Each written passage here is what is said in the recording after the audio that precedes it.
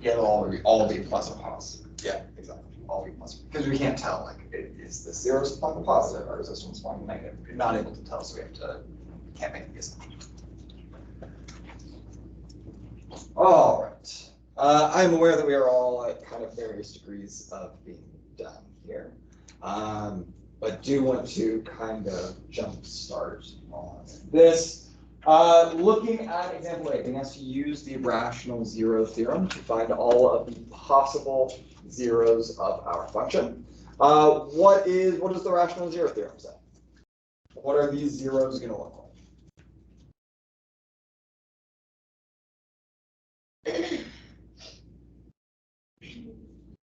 What are these zeros going to look like according to the rational zero theorem? What does the rational zero theorem tell us?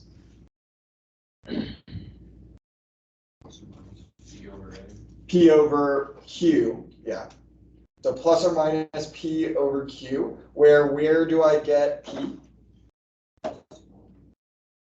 All factors of a sub 0. Perfect, factors of a sub 0. And where does Q come from? Factors of a sub n, and we are looking for every combination of P over Q. All possible combinations there. Okay, so to this end, let's start with what is a sub 0 and what is a sub n. Yeah, right. So 126 is going to be which one? A sub 0, very good. And which is going to be a sub n? Just 1, very good. Awesome. All right, now to find factors of 126. Okay, with like 10, that one's not too bad to just kind of do that. That's not very useful. 14 wasn't too bad. 126 is a little bit rough in terms of like the number of factors and figuring them out by hand. You certainly could do it if you like wrote down a factor tree and then looked at like all possible combinations of those kind of prime factors, which would work. What I would actually do instead though, is if you take a calculator and you go into y equals, and you plug in 126 over x in this case, whatever number you're trying to find the factors of, divided by x, and then pull up the table, you will see all of the whole number combinations that would multiply to make 126. Right. And really, you just kind of go down the list until they repeat. So for instance, my list here tells me that P could be 1 or 126. It tells me that it could be 2 or 63. It tells me that it could be 3 or 42. 3 or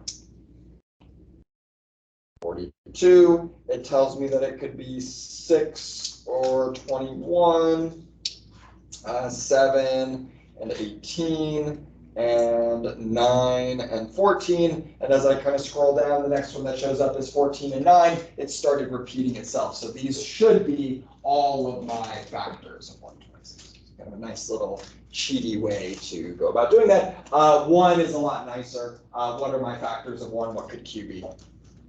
Q is just going to be 1. All right. So we're looking for plus or minus every combination of P over Q. That's going to be a fair bit of those. I'm going to continue to write that these are over 1, just to kind of remind us, hey, this Q is in fact still here. If we had other values of Q, you would need that to be there. But of course, if you want to just write plus or minus 1, that's great. Plus or minus 3, that's fantastic.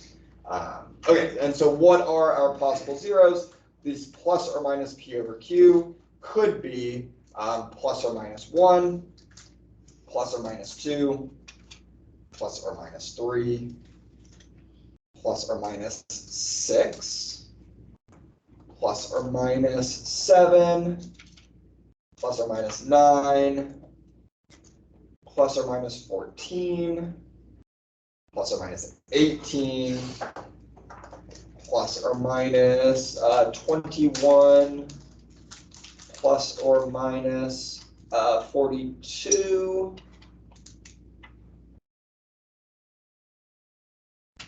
plus or minus 63, and then plus or minus 126.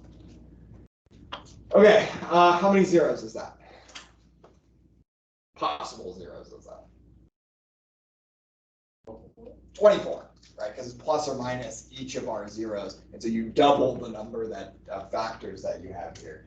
That is 24 possible zeros to check. But if I then just said for the rest of this problem, tell me all the zeros, we could actually work this out, assuming that there were enough rational zeros to find. It would just be a very long, obnoxious, laborious process of going through plugging in values until I had enough to actually do out my long division. Fortunately, I am not quite that mean. I instead give you another little tidbit here, which is that one of those zeros, how many zeros would I expect this polynomial to have? 4, how do we know that? Degree is 4, so we would expect 4 zeros. And I'm telling you that one of those zeros is going to be negative 3i. Now, by the complex conjugate theorem, if one of those zeros is negative 3i, what is the other zero going to be? Positive 3i. So remember, if a plus bi is a zero, then a minus bi is also a zero. In this case, if negative 3i is a zero, then positive 3i must also be a zero.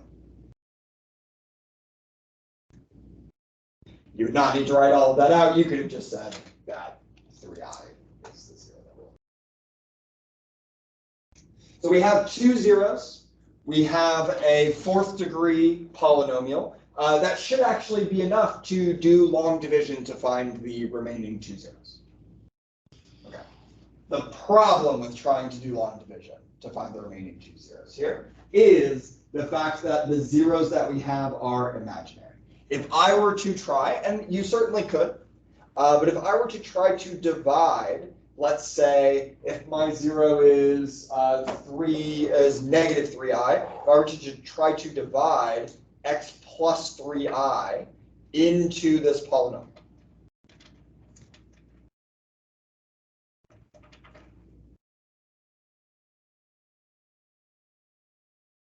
you could do that. It would work.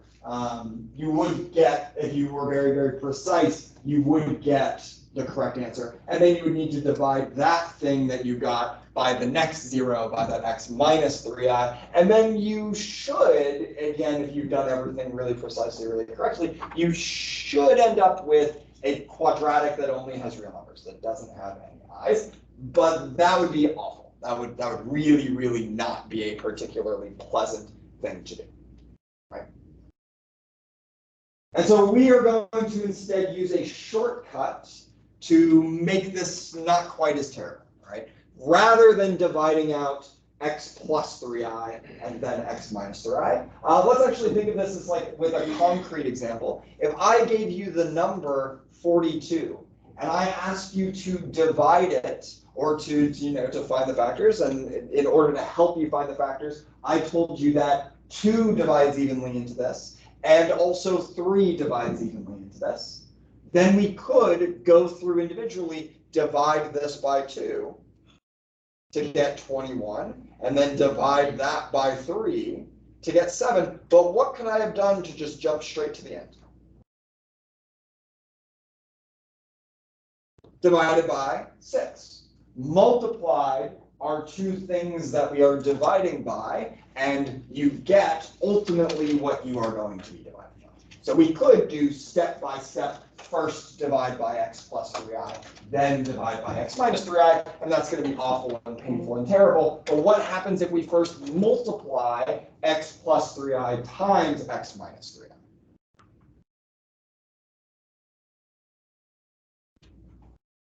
And you could do the Punnett square, you could do your a plus bi times a minus bi. Either way, we should get that this is going to be x squared plus 9, which is going to be so much better in terms of the actual division that we need to do.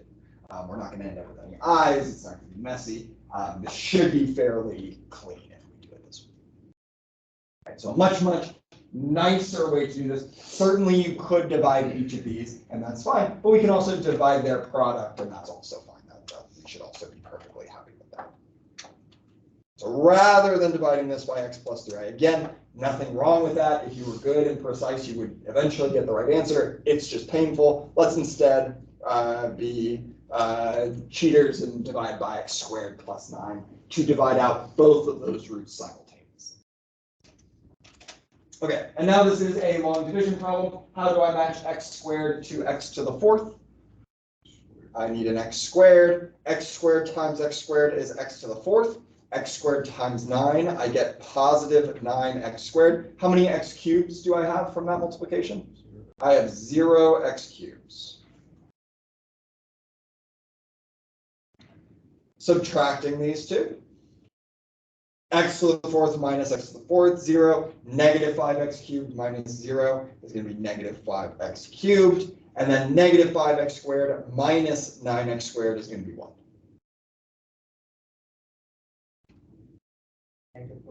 Negative 14x squared, dropping everything else down. How do I match x squared to negative 5x cubed?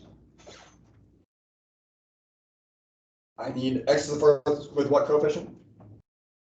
No, 5. Negative 5. So I need a negative 5x to the first here. Negative 5x times 9 is going to give me a negative 45x. We, in this case, have 0x squareds to work with. We are subtracting. Negative 5x cubed minus negative 5x cubed, that's just going to be 0. Negative 45x minus negative 45x is also going to be 0. And negative 14x squared minus 0 is just going to be a negative 14x squared. One last one. How do I match x squared to negative 14x squared? With a negative 14. And go figure, negative 14 times 9 is negative 126, which is good because when we subtract them, we needed this remainder to be 0. Otherwise, we either did something horribly wrong up here, or I lied to you and I told you that x plus 3 was, or x plus 3i was a root. So one of those two things must be true. Either I lied or something went horribly wrong. But remainder is 0. We are very happy with this. And so by the division algorithm, how can I rewrite this initial polynomial?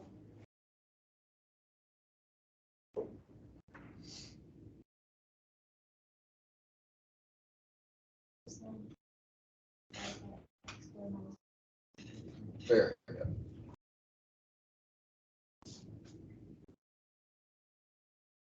Where did this x squared plus 9 come from? Just to kind of remind us. X plus 3i, x minus 3. Yeah, so this is like the product of the two zeros that we already know. So don't do extra work with this. We're already happy with where this is.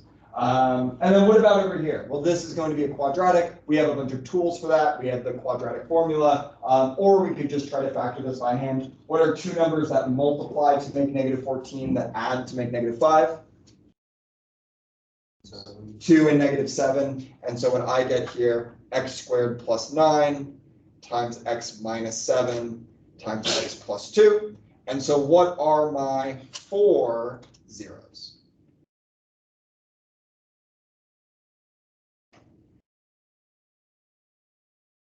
2, 7, 3i and negative 3i, exactly. Very good. Not forgetting that part we did.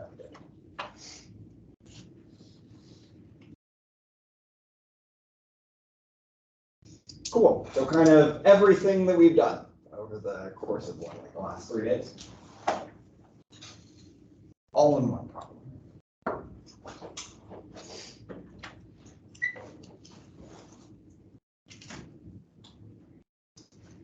Okay, as far as what I would expect on something like the quiz, I would say that at the very least, the individual pieces of what we see here are very reasonable. Asking you to use the rational zero theorem to find all the possible zeros.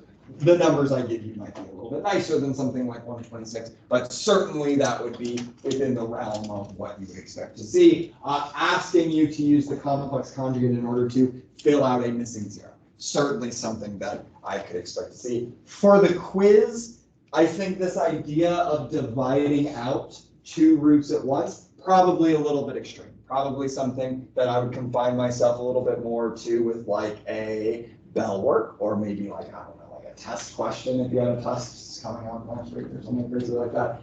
So this bit here of using the long division with kind of two roots at once, maybe a little bit tricky there, especially when they are imaginary roots. That is certainly tricky. So probably a little bit of a higher level question than what you might expect to see on a quiz. Probably not that much higher than what you would expect to see on, say, like a test that you had on like Thursday or Friday next week or something crazy. Hint, hint. By the way. As transparent as I can be. You don't want this to be curveballs. This should be a very much, you get what you expect to get. All right, questions with our bell kit.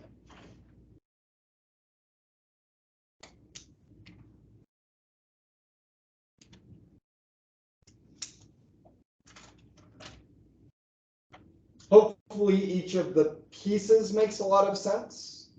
Maybe stitching them together requires a little bit of work. Maybe we're just taking some time on one of the steps. And I will say the idea of dividing out two zeros at once is not an obvious one. Again, I would say that that's probably a little bit of a higher caliber kind of question than what you would necessarily expect to see on like a or on a quiz or something. Certainly not entirely what you could see on a test. All right. Let us then continue on to 2.6. So we are going to be introducing a new type of function here in 2.6. Before we do that, though, I want to actually talk about we've done this similarly. For instance, when we looked at quadratics, we first looked at the very basic parent function x squared. We didn't really do it as much with lines, but we're going to do something relatively similar, where whenever we look at a new type of function, we'll look at a very basic kind of form of it, and then expand upon that form to kind of get a better idea of what is going on. The parent function that I want to focus on here is going to be the function 1 over x.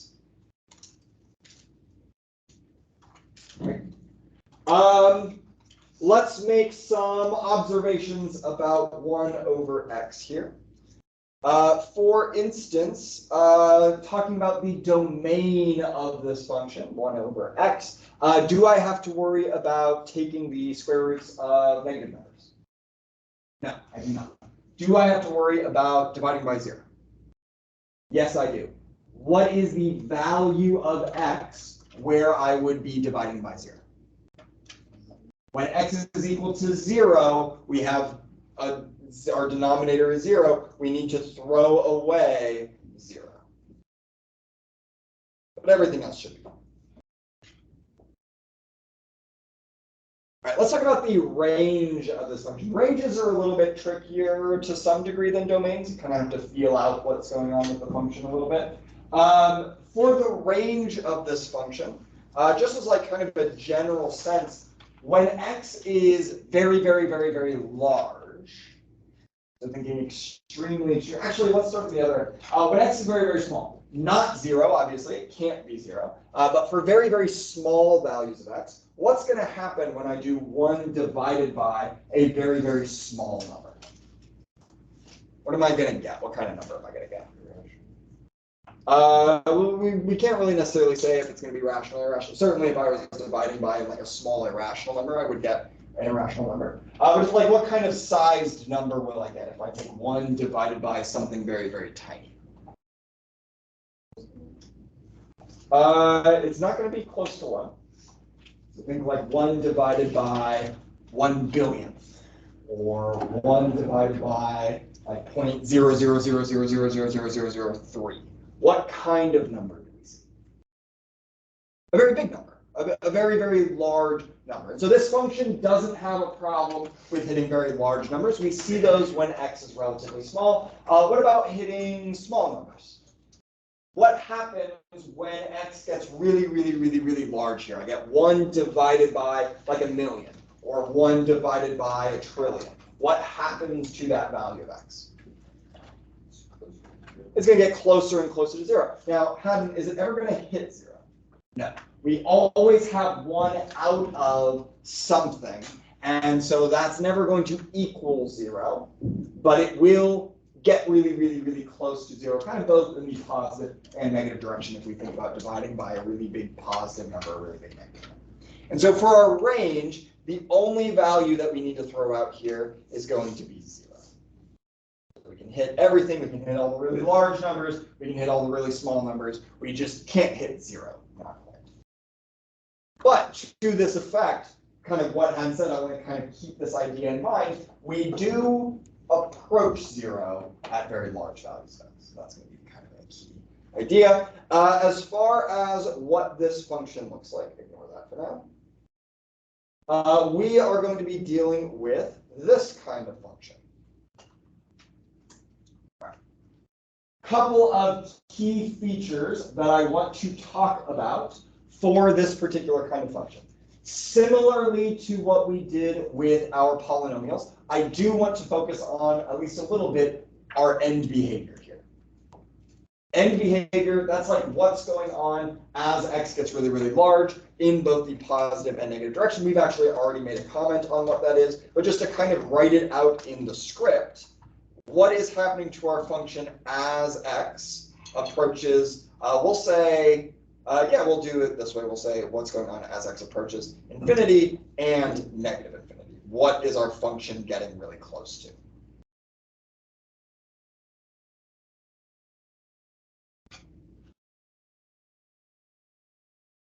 As we plug in larger and larger and larger and larger values of x, what is our function settling down at? So x is going to infinity or negative infinity. What is the output of our function doing here, though, Ed? Getting closer and closer and closer and closer and closer to 0. In fact, when we zoom out enough, what does our function kind of start to look like? It's just like a straight horizontal line at 0. Now, if we were to zoom in at any particular point, and we zoomed in enough, what would we see? Well, eventually we would see, yeah, this isn't actually 0. It's just getting really, really, really, really close. But we have this idea of we are trying to be 0. We are acting a lot like 0. And that is actually going to be a very key idea here. And so we would say, as x is approaching infinity, as x is approaching positive infinity, rather than seeing like our graph shoot up towards positive infinity, shoot down towards negative infinity, whatever what we saw with polynomials, what we see instead is we settle down at 0. I want to adjust this idea ever so slightly. It is certainly true that our function is approaching the value of 0. That is certainly true. But what I think is a better way to think about this, and part of what I think is really, really cool about the way of thinking of this is it extends so easily into things that I think people find a lot harder than what we are about to look at. And it makes them feel like just the obvious natural next step. Right? But this idea is not that we are approaching the value of 0, but rather that we are approaching the equation y equals 0. So does our function get closer and closer and closer to 0? Certainly. But what our function is really doing is it's pretending to be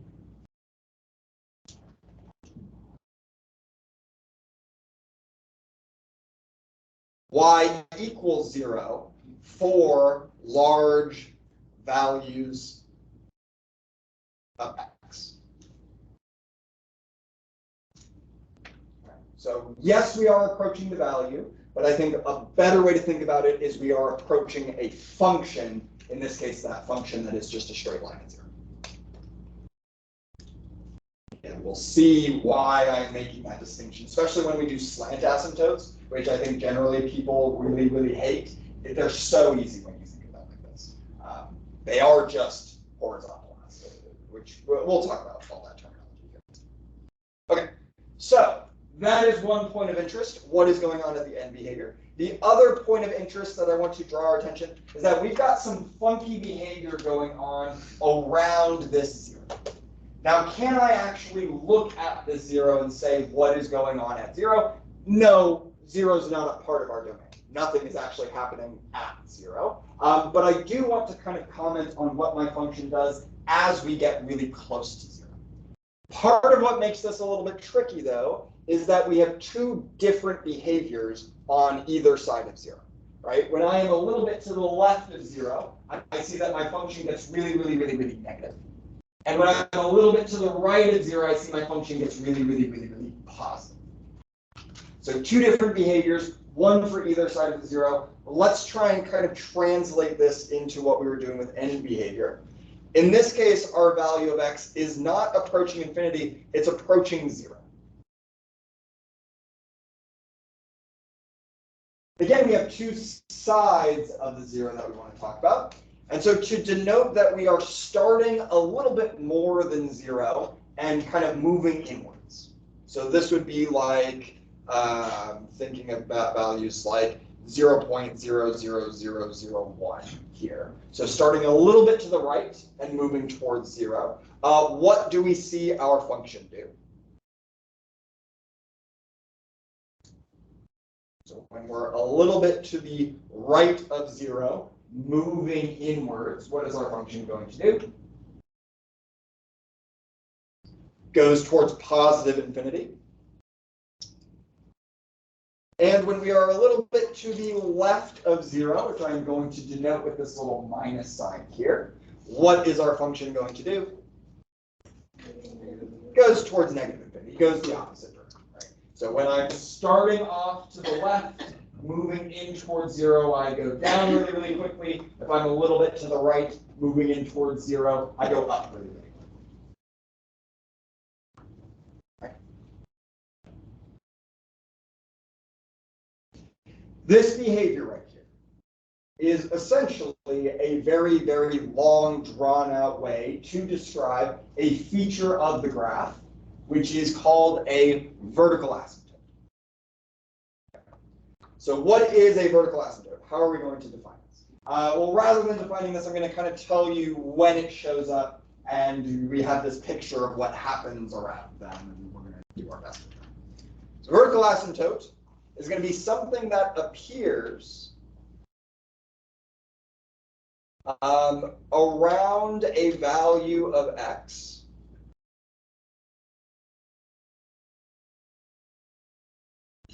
where our function, and I'm going to use this term not literally, but we're going to kind of interpret this as we do, where our function explodes. What do I mean by explodes? I mean that we see very, very tiny shifts in x that cause really, really quick growth. So for instance, notice as I close in on zero from either side, I get really, really big, really, really quickly. That's telling me that I have this vertical asymptote. Okay. What creates vertical asymptotes? That's going to be certainly something that's a little bit important. We are only really going to see these vertical asymptotes around the zeros of our denominator. So notice for this function 1 over x, we said, well, 0 has to be thrown out. Where do we see this vertical asymptote? We see it around the 0 of our denominator. And so looking here, we might make an addendum, might just make like a quick little note that these are going to show up at the zeros of our denominator.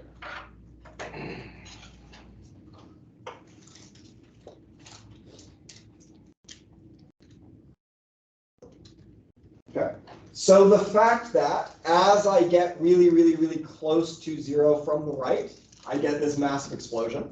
And the fact that as I get really, really close to 0 from the left, thinking this is like negative 0.000001, as I'm getting really, really close from the left, I go towards negative infinity. My function grows really, really, really, really, really, really rapidly.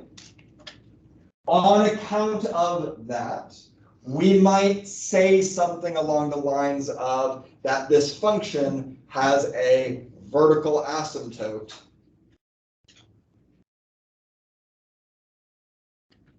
at x is equal to 0. So specifically, what is this vertical asymptote? It's kind of like a line that our function is never able to cross, and instead, as we get closer to it, we swerve off in the positive and negative direction. So we never are able to cross the, in this case, the y-axis, and as we get really close to the y-axis, our function explodes.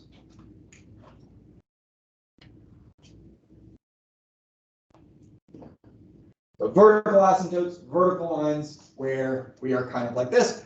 If that is the case, then horizontal asymptotes, which I'm going to define completely differently.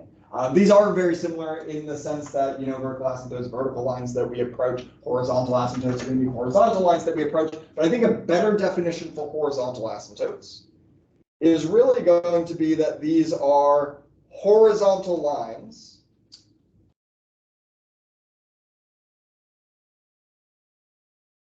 that our function pretends to be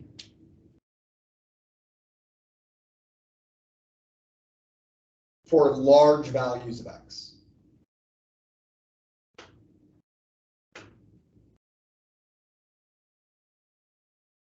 Okay. So when x gets really, really large, it's going to act more and more and more like these functions.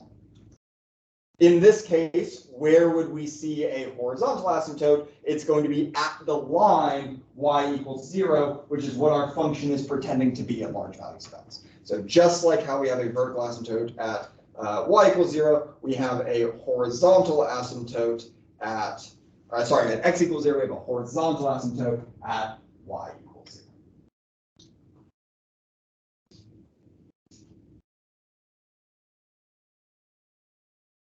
Okay, there are like a ton of rules. There's like a whole list of rules for how to find horizontal asymptotes, and you can memorize them and whatnot. I find them to be a lot easier to actually approach without the rules. And I haven't even told you how to find them, but I actually claim that this idea of as x gets big, what function do we pretend to be, is more than enough to actually figure out what horizontal asymptotes are with actually a surprising amount of accuracy. Now, where are these going to be relevant? Actually, like, what are even the functions that we are talking about, like this 1 over x? The class of functions that we are going to be looking at here, these are all called rational functions. And these are any functions that can be written as p of x over q of x, where p of x and q of x are both polynomials. So they're like polynomial fractions.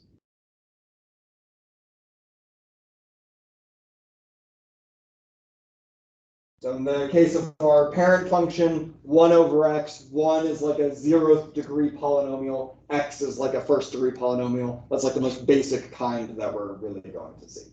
All of our polynomials that we've looked at are technically rational functions.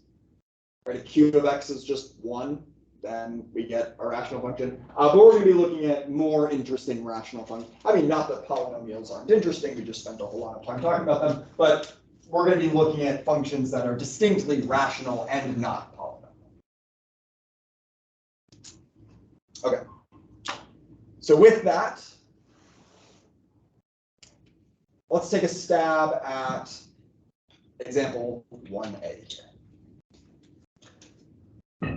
So we're being asked to find the vertical and horizontal asymptotes for the given rational functions. Let's start with what I think is probably going to be the easiest one, the one that we kind of have the most clues on how to find. Let's start with the vertical asymptotes. Where am I going to find the vertical asymptotes of my function? Say again? In the denominator. And where are they in my denominator? They are at my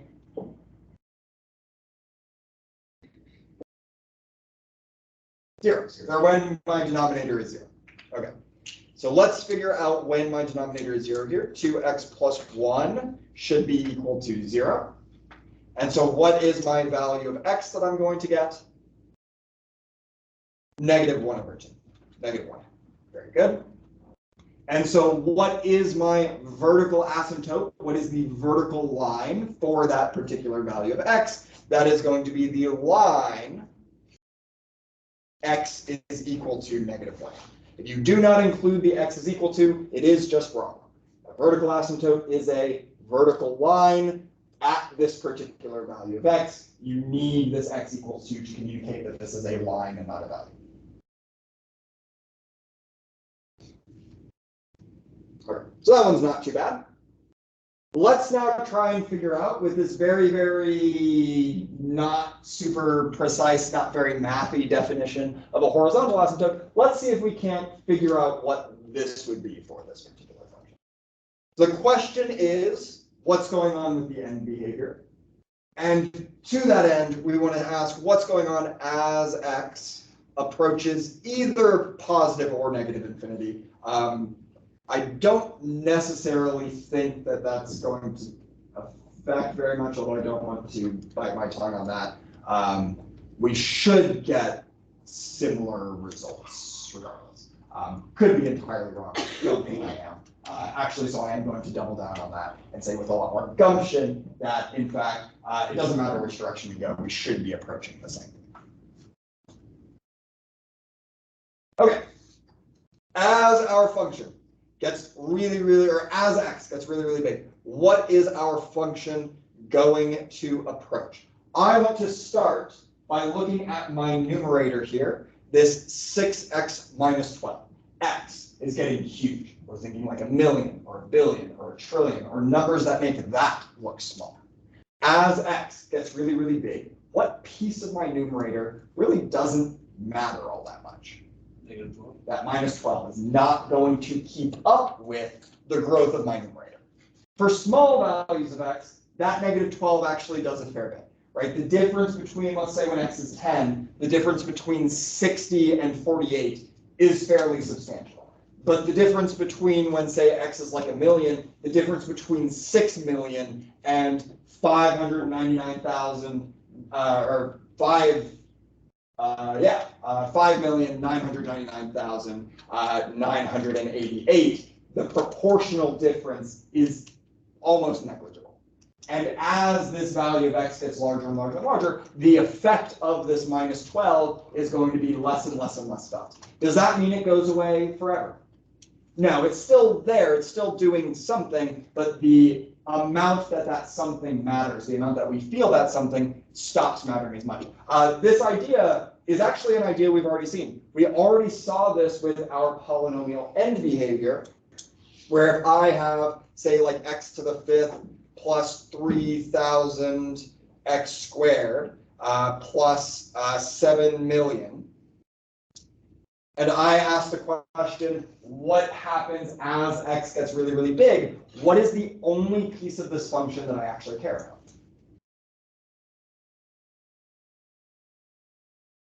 We're talking about the end behavior of this polynomial. What's the only thing I look at? The only thing we look at is this x to the 5th power. It doesn't matter that 7 million feels like a big enough number. We will find values of x that make it look tiny. It doesn't matter that this x squared is also going to be getting really big. We will find large enough values of x that the relative size of x to the 5th and this 3,000 x squared is going to be effectively nothing. The only thing that matters for large values of x is this largest powered term of our function. You see the exact same thing here for our rationals. This minus 12, it certainly has an effect, but that effect doesn't matter very much. The only thing that can keep up is this 6x. As x gets really big, the numerator of our function acts more and more like just 6x. Likewise, as x gets really big, what stops mattering in the denominator of our function?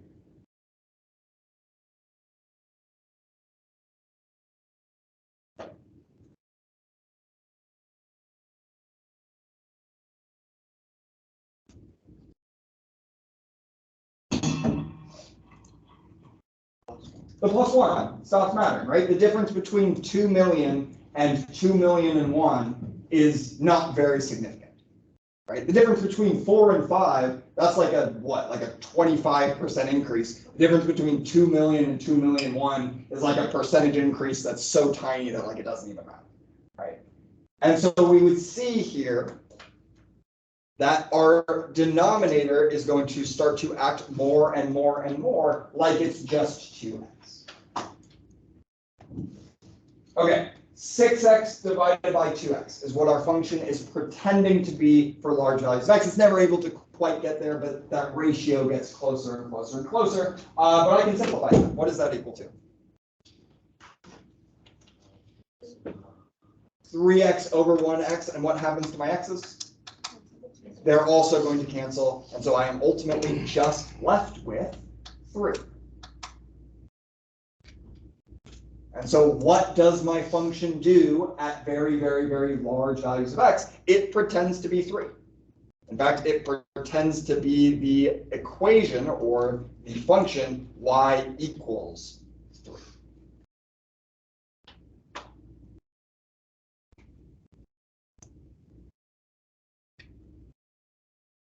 Yes. How did you get the negative 1 over 2? So that was for the horizontal, not horizontal, that's for the vertical asymptote. Oh, so you did the same thing we did there, but just. So 2 different pieces of the problem here. This piece here connects with the vertical asymptotes, and then this piece here connects with the horizontal asymptotes. So the question asked us to find both the vertical and the horizontal. They don't really have anything to do with each other, and so we have 2 very different processes for finding each. For vertical asymptotes, we find the zeros of our denominator. So when is this 2x plus 1 equal to 0? And for the horizontal, we say what happens at very large values of x, which basically tell us to ignore everything except the first term of our numerator and denominator. So it's like 2 completely separate processes. Like think of like the purple as one problem and the blue as the second problem.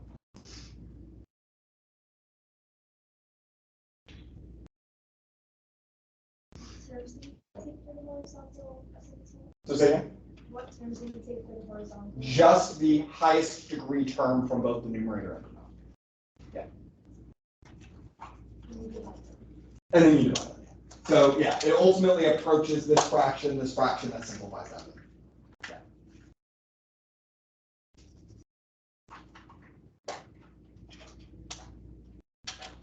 Good questions. Any other questions with 1a?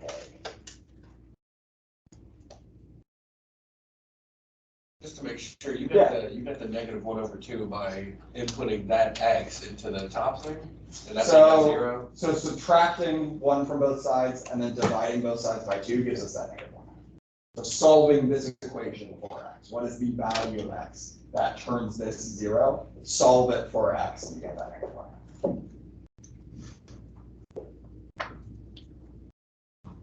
So if you subtract 1 from both sides, you get that 2x is equal to negative 1.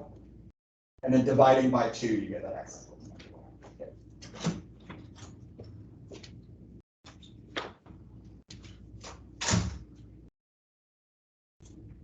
All right. Let's take a look at one that's maybe a little bit different. I think D is very, very similar in terms of especially the horizontal asymptote, what's going on there. I want to take a look at C together and see if we can't figure out what's going on here.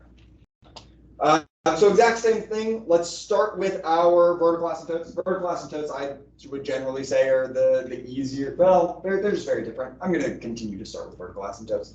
Very well defined what we do. How do I find my vertical asymptotes? What am I looking for? Zeros of the denominator. Actually, before we go on, I'm going to modify this definition really quickly. I have been doing it in every other class, and I just entirely forgot to do it here. I'm going to say that it's not just the zeros of the denominator, it's the unchecked. Goodness, I do not have enough space. It is the unchecked zeros is the denominator, and then I'm going to make absolutely no attempt to explain why that is different from what we had before. We'll see that later. What it means to have a checked zero versus a not checked zero. For our purposes, we're just right now.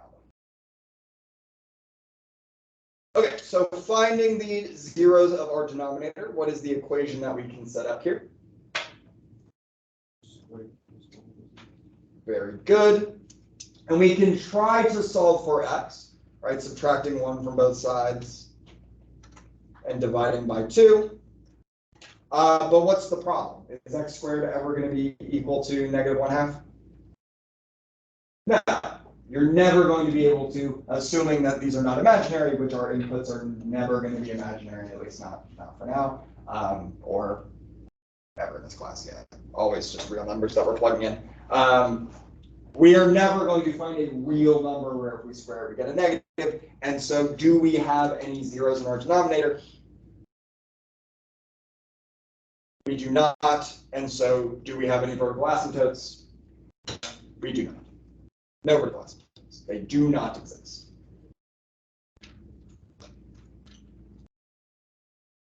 Okay.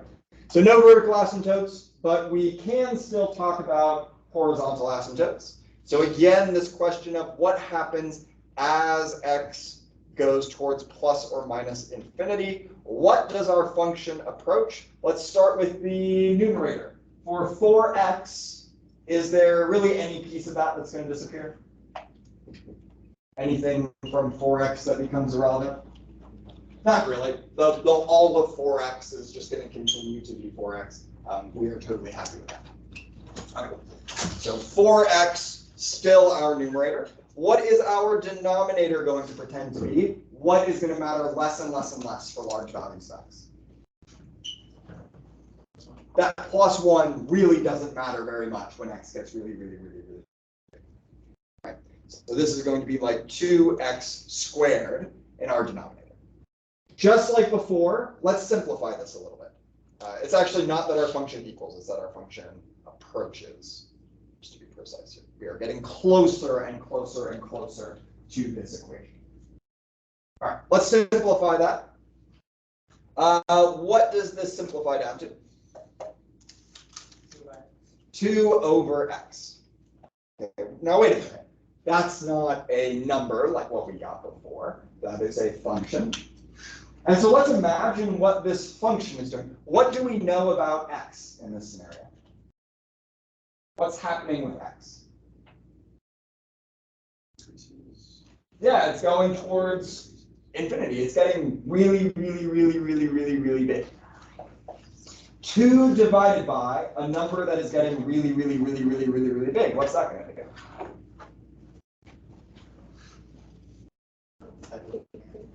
It's going to go towards what? It's going to go towards 0. It's going to go towards some number that is very small. So what do we have going on here? Well, our function here at large values of x is pretending to be a function that at large values of x is pretending to be 0. So when x gets really big, our function approximates 2 over x. When x gets really big, 2 over x approximates 0. Therefore, what is our function pretending to be? It's pretending to be 0. It's pretending to be something that is pretending to be 0. Our horizontal asymptote here is still y equals 0. We're still pretending to be 0. It's just we're pretending that we are pretending to be 0. Yeah. Are we just using problems that have for the y or the horizontal asymptotes pretending to be 0, just like get used to it? Will there be actual numbers for the horizontal asymptote other than 0? So it'll depend. So for instance, what happened, and this is kind of going back to like there are rules that you can memorize that'll like tell you, but I like to kind of show this because I think it's just very intuitive of like what's going on here. What happens that caused us to approach 0 here? Why did we not approach 0 for something like A, but we did approach 0 for something like C? What's the difference that we see here? Okay, so we have an x squared in the denominator, and what do we have in the numerator? just a linear x term. Because of that, when we do the cancellation, we end up with an x that's getting really, really, really big in our denominator. So if the x's were to perfectly cancel, or in other words, if the degree of the top matched the degree of the bottom, we're going to end up with something like 6 over 2, like 3. But if the degree of the top is smaller than the degree of the bottom, then we end up with something that's kind of like 1 over x, some constant number divided by x, where that's going towards 0. And then actually, those are the rules that you might be told in like a class like this, which is if the degree of the top is more than the degree of the top is equal to the degree of the bottom, then this is true. And if the degree of the top is less than the degree of the bottom, then this is true. But I feel like rather than memorizing those rules, it's kind of nice to see it play out. Yeah, as x gets really, really big, we get 2 over a number that's really, really, really big, that's getting close to 0. As x gets really, really big, we get 6 times a number that's really, really big divided by 2 times a number that is just as big. That cancels, and we get 6 over 2, which is 3. What would happen if our numerator was had a higher degree than the denominator? As x gets really, really big. So we would end up with, instead of an x in the numerator, or in the denominator, where would it be? 40 and slide. It would be in the numerator instead. And so 2 times a really, really, really big number is what kind of number? A really, really, really, really big number. And so we would not have an asymptote, or at least we wouldn't have a horizontal asymptote there. We would shoot up towards infinity or go down towards negative. Yeah. Your questions? Yes. Just to confirm, you got 2 over x by dividing 4x over 2x squared by 2x? Yeah, so there's a 2 that cancels from both of these, and there's an x that cancels from both of these. Exactly. Yeah, perfect. Yeah, that's perfect. And where did the 2x squared come from? It came from looking at our denominator and ignoring everything except what comes in. So you ignore the plus 1. If there was like an x in there, you would ignore the x. You just look at that first term there, that 2x squared.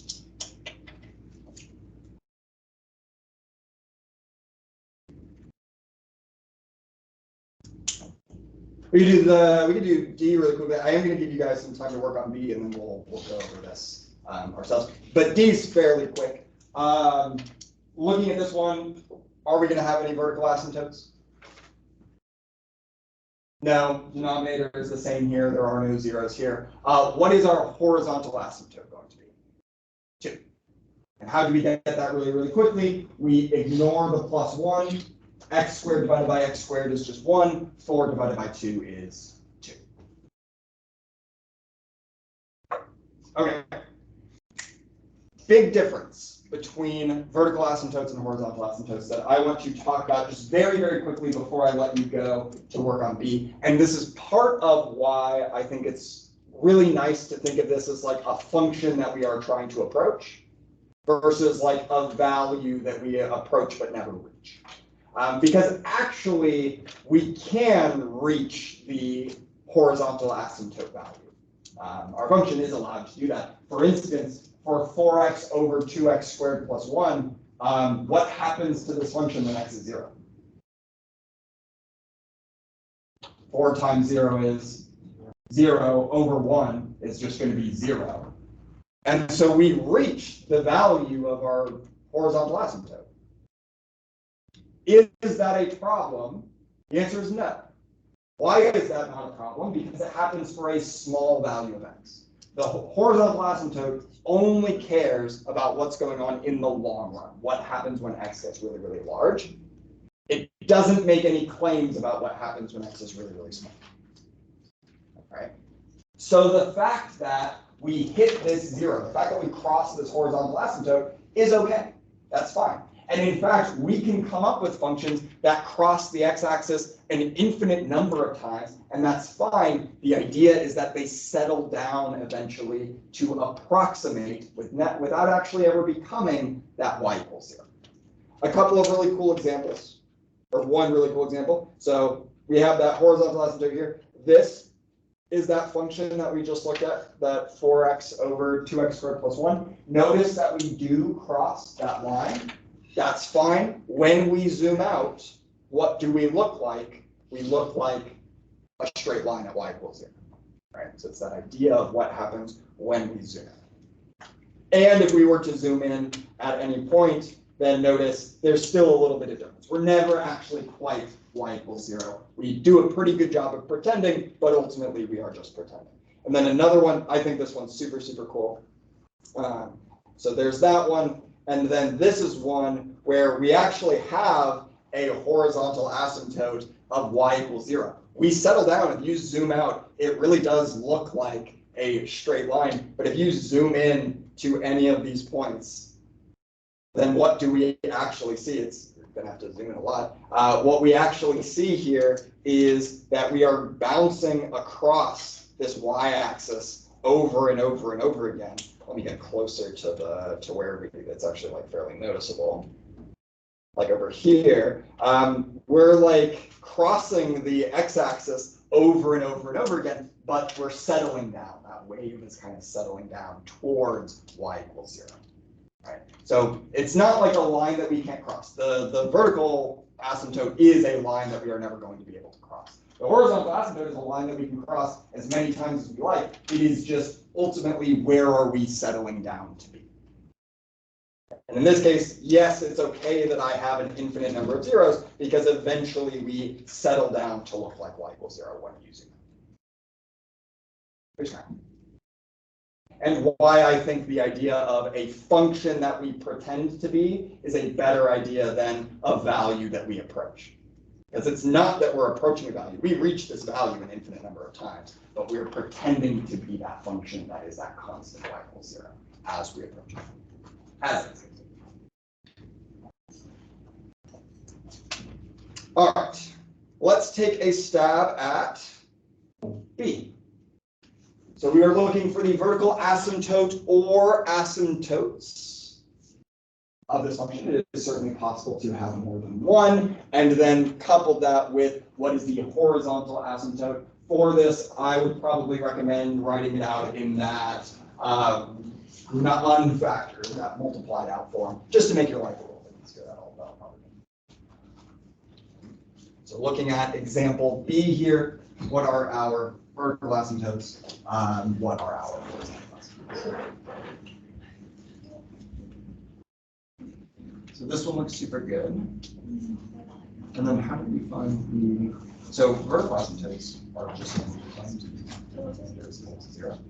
The easiest way is just looking at this. This what are the two values? Yeah, exactly. Perfect. Almost perfect, except are these values. The vertical asymptote a value, like 2. Now what is it?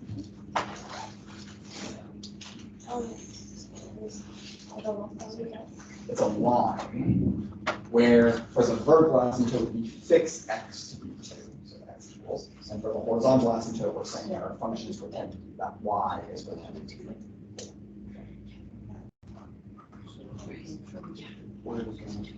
Yeah, yeah, perfect. I would multiply it out. So multiply it out to see what that leading term would be. Just to the next. Just so that you can kind of know. Yeah, and you can just leave that just because you know that is going to be. I mean, you could do the same thing back here, where yeah, you could multiply it all out, but also you know that all the stuff after that first times first just doesn't matter. So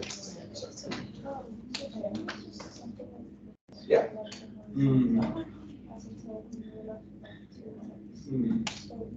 So would that have a horizontal asymptote? Does that settle down?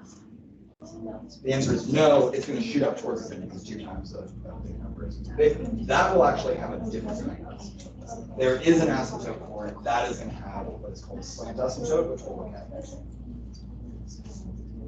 Yeah, very good question. Okay, so we found the vertical asymptote, which looks perfect. Horizontal asymptote, it's a little bit hard to tell when they're like factored like this.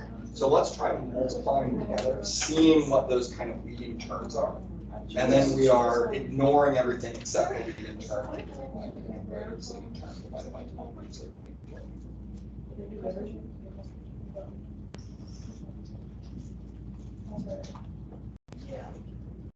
Perfect. That looks great. Very, very close, but I would have to dock you. Vertical asymptotes, is it a value? Oh, actually, what you have here for vertical asymptotes. So this is what that's x equals 2, x equals 3, the same. The horizontal asymptote is at the value of 4. No, it's in line of y. It's always a line. It's always going to be like x equals 1. Yes. You are on the right track. Try multiplying these out to actually see what that first term is like. And you can actually kind of cheat it a little bit by just doing first times first to see what that would look like. But you could also do the full multiplication and then just ignore everything except for the next term.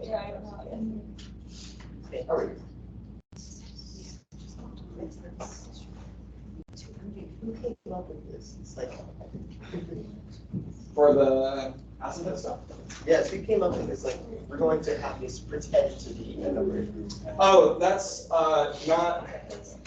Okay, so that's super imprecise, and that is very, very much me trying to fit language, imprecise language to a math idea. How would we take that idea and turn it into like actual math? What we might say is that the distance between our function f of x and the target function that we are looking at, this asymptote function, approaches 0. Or maybe better yet, that the limit as x goes to infinity of this distance between my function and the thing that I'm pretending to be approaches 0. It settles down at 0. So this is, if you want to think about it, this is what I'm letting pretend to be in place of. Okay. Which is, again, just saying that like the distance between the two gets smaller and smaller and smaller and smaller and smaller. Who decided to dedicate their life to discovery? I don't know. It doesn't take too much discovery. Like these are functions that are not all that crazy to kind of run into. Especially because algebra, literally the field of algebra, is the study of polynomials. So this comes up very quickly. Yes. Yeah. Check. So, this turns this would be 2x minus 1, and this would be 2x plus 1. So this would be negative 2x, and this would be positive 2x. Yeah. Perfect. And then those ones, exactly. Yes.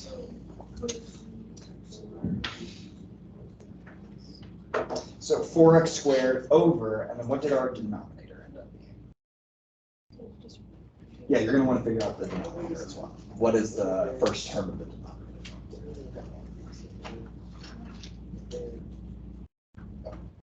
Perfect. That was great.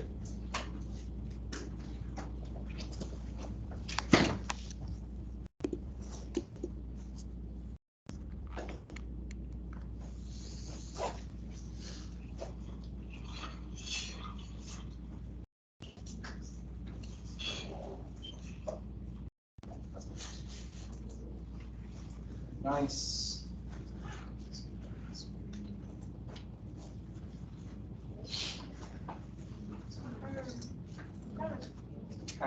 Okay, so for vertical asymptotes, where do we find our vertical asymptotes?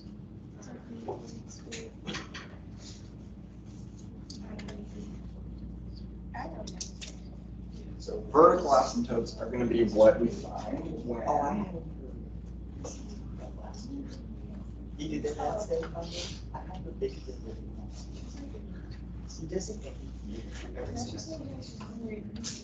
Our denominator is. He didn't do that. So we're looking at when is our denominator equal to 0 here. And so what are the zeros of this denominator? I've already factored it, so it'll be a little bit nice. It's already factored. already. So that's already perfect. 2 and 3, exactly. And so the vertical asymptotes will be the lines x equals 2 and x Which equals. happens you'll look at. Now for the horizontal, those are a little bit trickier from this form. You would want to multiply this out to see what that first term is going to be. And then multiply this out to see what that first term is going to be. And then it's going to be first term of the numerator divided by first term of the denominator. We'll do that for So second? We're doing the. Yeah.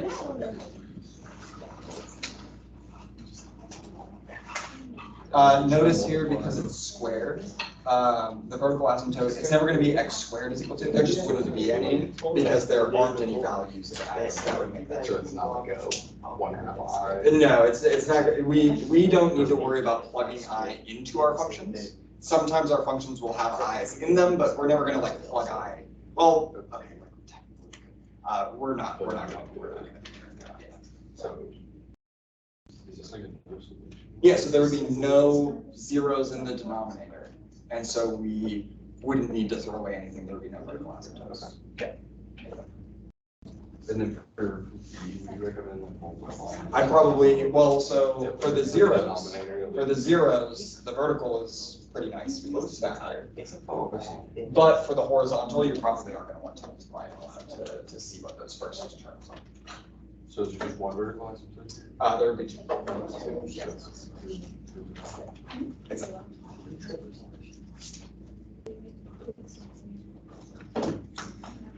Okay, let's take a look at this before we kind of close out here. Looking at B for our vertical asymptotes. Again, where do we find our vertical asymptotes? The denominator, the zeros of our denominator. What are the zeros that accompany this kind of nice factored form of our denominator here? X equals 2 and x equals 3.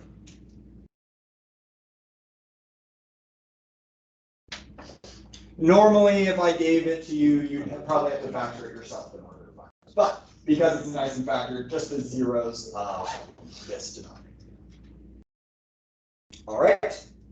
And then lastly, for our vertical asymptote here, or for our horizontal, that was our vertical. For our horizontal asymptote here, it's kind of hard to tell with the way things are written like this. So I'm actually going to multiply all of this out. This is going to be our function here, 4x squared minus 1 over x squared minus 5x plus 6. And as x goes towards infinity, what do I just entirely stop caring about in the numerator? The -1 stops mattering, and so I'm left with just a 4x squared. And in my denominator, what's the only thing I care about? Just that x squared. And so 4x squared divided by x squared is going to be equal to just 4. And so what is our horizontal asymptote? This is the line exactly y equals 4.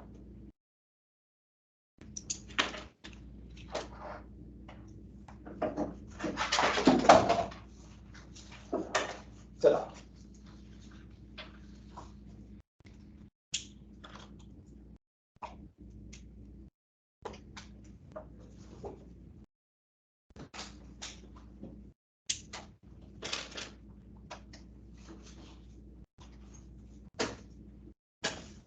All right.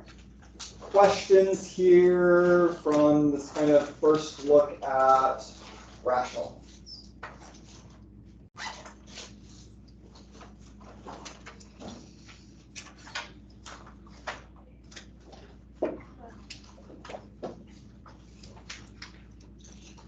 So vertical asymptotes, they are like the things that our denominator is not allowed to be. They are the zeros of the denominator. Horizontal asymptotes, it's like end behavior. What is our function doing at very, very large values of x? Sometimes our function is pretending to be a different function. We are going to leave that at that, although we are going to come back and examine the idea of what happens when the numerator's power is more than the denominator's, that's going to give us a different kind of asymptote, but the idea is going to be exactly the same. So it's effectively nothing has changed.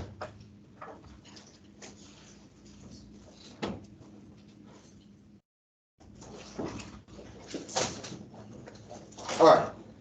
What is due on Sunday?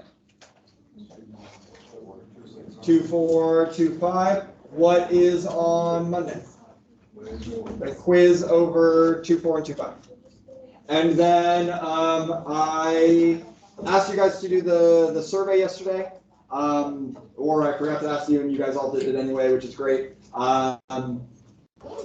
I am going to be making a document that is going to address some of those kind of frequently asked questions that you put on the survey. That should be posted probably sometime over the weekend. So keep your eyes out for that if you had questions that you wanted to ask. But if I don't address that question, or if you have other stuff, when can you find me? Office hours, which are Tuesdays from 2:45 to 3:45. And if you really want to, you can also swing by. I will be here until 4:30 on Thursdays as well. It will just be a little bit chaotic because apparently the chess kids are very, very rowdy, which was surprising to me as well. But you're more than welcome to swing by for those days if you have questions. I will. And then test for Unit 2. What's the earliest that it could be? Thursday, but when's it probably going to be? Right, probably going to be.